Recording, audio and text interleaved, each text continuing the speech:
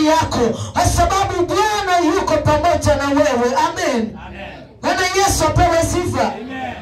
Tukaambiwa na ahimidiwe Mungu, ahimidiwe Bwana, kwa sababu yeye yuko pamoja nasi, asiye tutoa kuwa mawindo kwa meno yao. Bwana hawezi akakutoa kuwa mawindo kwa adui yako.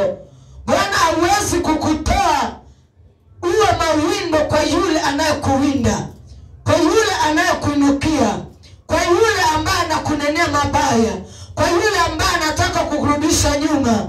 Bwana amesema ataruhusu siku ya leo, kwa sababu yuko pamoja na wewe akuokoe, kwa sababu yuko na wewe aweze kukuokoa. Bwana Yesu apewe sifa. Akasema nafsi yetu imeokoka kama ndege katika mtego wa wawindaji. Sisi tumeokolewa kutoka kwa mitego ya maadui. Ametutoa katika mitego ya wachawi, akatutoa katika mitego ya walevi, akatutoa katika mitego ya uasherati. Ndio maana siku ya leo tuko mahali hapa, tunaambiwa ahimidiwe Mungu aliyetuokoa, ahimidiwe Mungu ambaye ametukomboa, ahimidiwe Mungu asiyetutoa kwa mawindo kwa wawindaji. Bwana Yesu apewe sifa. Ahimidiwe huyo Mungu ambaye hata tutoa tukawindwe na maadui. Bwana Yesu apewe sifa. Amen. Lakini wanadamu wale wanajipeleka mawindoni wenyewe. Kwa sababu gani? Kwa sababu ya kukata tamaa, kwa sababu ya kuacha uhusiano wao na Mungu, kwa sababu ya kukosa kuingia kwa ibada, kwa sababu ya makwazo ya wao wenyewe kwa wenyewe. Lakini neno la Bwana linakuzungumzia siku ya leo kwamba Mungu wetu ametuokoa kutoka kwa mitego ya adui. Bwana Yesu apewe sifa. Amen. Tangia ukiwa mtoto mdogo hujajua dunia mpaka siku ya leo, Bwana amekulinda. Bwana Yesu apewe sifa. Amen. Sio kwa ujanja wako, ama sio kwa sababu ya matendo yako mazuri, ni kwa sababu Bwana anakujua wewe, amekulinda wewe, amekuepusha na mitego ya maadui, akakuepusha na gharika zote za roho na hata za mwili. Na ndio maana siku ya leo kwa hapa ni kwa sababu ya kumwabudu Mungu peke yake. Amen. Bwana Yesu apewe sifa. Juzi nikaona kwa taarifa ya habari gari ingine pale Salga ilikuwa imekutana na lori, ikasagika, lori ikasagika, wanadamu wakasagika. Lakini wewe ni mtu wa maana sana. Bwana Yesu apewe sifa. Wewe sio kwamba Mungu hako anawajua, lakini Mungu aliruhusu hayo. Bwana Yesu apewe sifa. Lakini hajaruhusu kwako wewe. Bwana Yesu apewe sifa.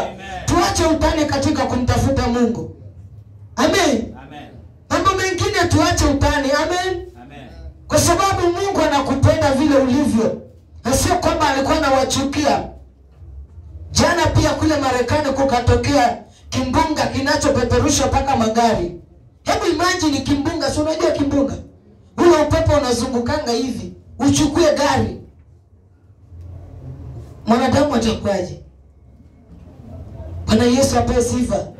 Jana tu nimesikia kwa habari hapo ndani ya asubuhi, watu 20 na ngapi wamekufa kwa ajili ya kimbunga.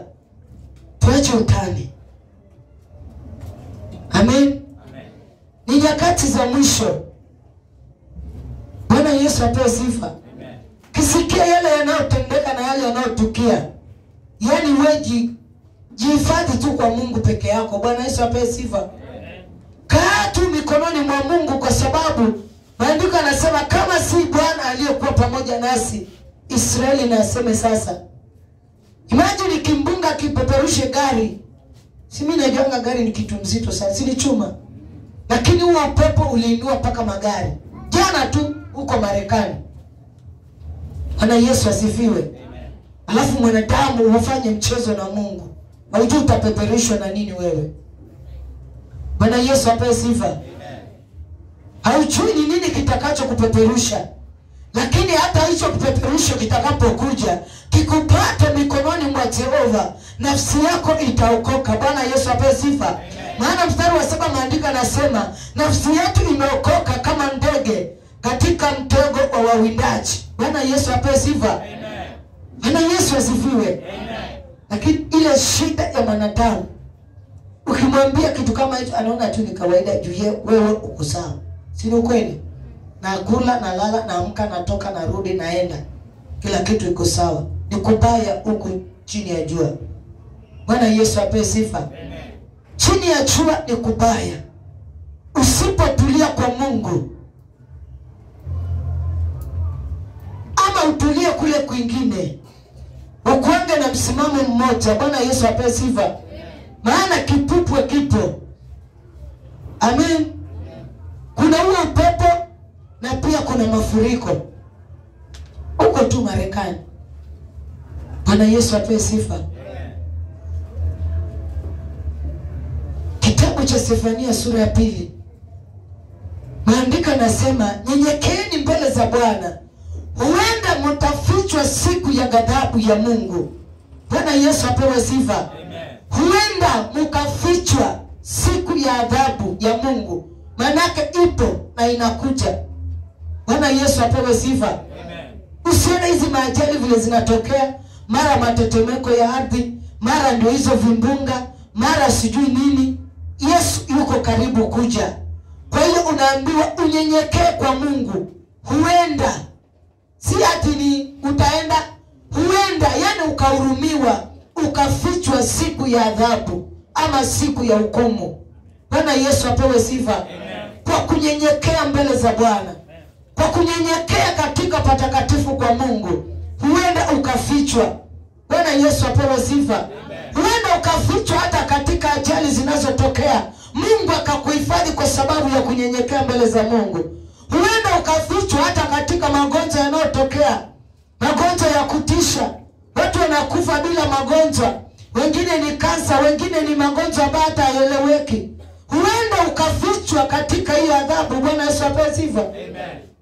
Bwana Yesu asifiwe. Amen.